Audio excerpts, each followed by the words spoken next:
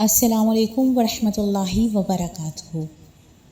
پیارے بچوں، حضرت آدم علیہ السلام کے بعد اب ہم حضرت نوح علیہ السلام کے بارے میں جانتے ہیں۔ پیارے بچوں، حضرت آدم علیہ السلام کی دنیا میں آنے کے بعد ان کی اولاد زمین پر خوب پھولی پھلی۔ حضرت آدم علیہ السلام کی وفات کے بعد وہ لوگ آہستہ آہستہ حضرت آدم علیہ السلام کی تعلیمات کو بھلا بیٹھے اور سیدھے راستے سے ہٹ گئے۔ اللہ تعالیٰ نے ان کی ہدایت کے لیے باری باری اپنے برگزیدہ نبی اور پیغمبر بھیجے، جنہوں نے ان لوگوں کو ہدایت دی۔ انہی میں سے ایک حضرت نوح علیہ السلام بھی ہیں۔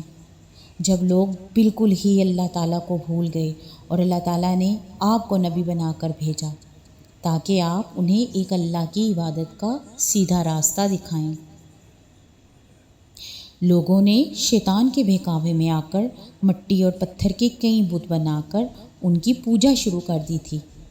ہر گھر میں بت رکھے ہوئے تھے جس کی وہ پوجا کیا کرتے تھے اور ان سے مرادیں مانگا کرتے تھے۔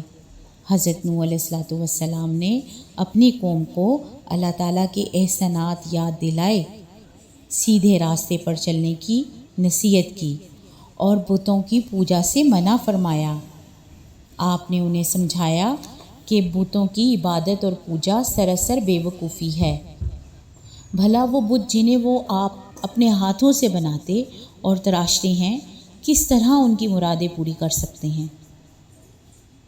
آپ نے ان کو صاف صاف بتا دیا کہ اگر تم بتوں کی پوجا کو نہ چھوڑو گے تو تم پر عذاب نازل ہونے کا خطرہ ہے۔ آپ نے ان سے یہ بھی کہا کہ مجھے اللہ نے تمہاری طرف اپنا رسول بنا کر بھیجا ہے۔ اس پر ان لوگوں نے حضرت نوح علیہ السلام کا مذاق اڑایا۔ بعض نے تو یہاں تک کہا کہ بھلا تم نبی کیسے بن گئے؟ تم تو ہمارے جیسے گوشت پوست کے بنے ہوئے اور ہم ہی میں پیدا کیے ہوئے ہو۔ تم میں ایسی کون سی چیز ہے جس سے تمہیں نبی سمجھیں؟ اور اگر اللہ کو نبی ہی بھیجنا تھا تو کسی فرشتے کو نبی بنا کر بھیج دیتا۔ حضرت نوح علیہ السلام نے اپنی قوم کو اللہ کے قہر سے ڈراتے ہوئے کہا کہ تم کو ان بے جان بتوں کی پرستش چھوڑ کر صرف اور صرف ایک اللہ کی عبادت کرنی چاہیے۔ میری بات کا یقین کرو، یہی سیدھا راستہ ہے۔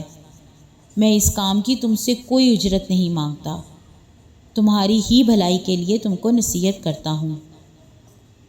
حضرت نوح علیہ السلام نے کوئی 950 سال تک اپنی قوم میں تبلیغ کے ذریعے کوشش کی کہ وہ ایک اللہ کے سچے عبادت گزار بن جائیں، مگر ان پر کوئی اثر ہی نہیں ہوا، بلکہ جب حضرت نوح علیہ السلام وعظ فرماتے تو وہ ان کا مذاق اڑاتے، اپنے کان بند کر لیتے تاکہ آپ کی آواز سنائی نہ دے۔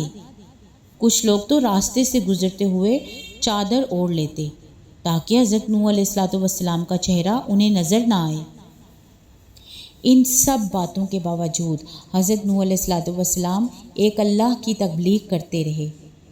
جب لوگوں نے دیکھا کہ حضرت نوح علیہ السلام باز نہیں آئیں گے تو وہ آپ کو طرح طرح کی تکالیف دینے لگے۔ اس کے باوجود آپ اپنے مقصد پر ڈٹے رہے اور ایک اللہ کی عبادت کے لیے لوگوں کو مسلسل بلاتے رہے۔